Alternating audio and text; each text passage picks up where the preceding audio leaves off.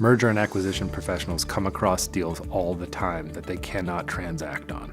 Those are bad deals. They're a bad deal because the value of the underlying business and its assets is outweighed by the amount of current debt that they're carrying on their balance sheet. And therefore, the possibility is a short sale. Short sales are, in their traditional form, are cumbersome. It requires the consent of multiple parties, all of which are lacking incentives, and therefore to get to a closing on an average short sale takes many, many months.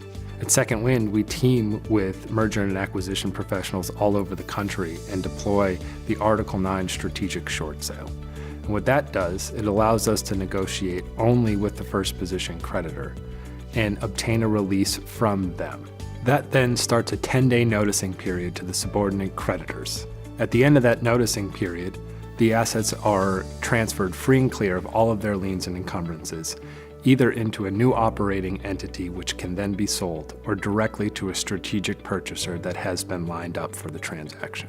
The result of this type of transaction is that it creates an environment where all parties involved can win. At Second Wind Consultants, we refer to these as the 5 wins.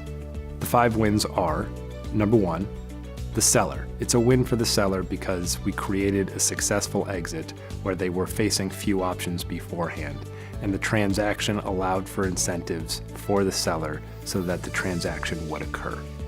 It's a win for the buyer because they were able to acquire a business at a cost that was reasonable to them and in a timeline that was reasonable to them.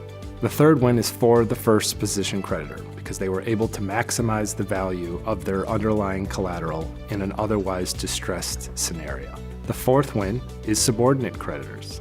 It's a win for them because they're able to write off the toxic debts that they have on their balance sheets related to this company and possibly preserve the opportunity to continue to do business with the new entity moving forward. And lastly, number 5 is the win is for the intermediary. They were able to transact on a deal that they would have otherwise passed on, and therefore were able to add value and create a competitive advantage for themselves.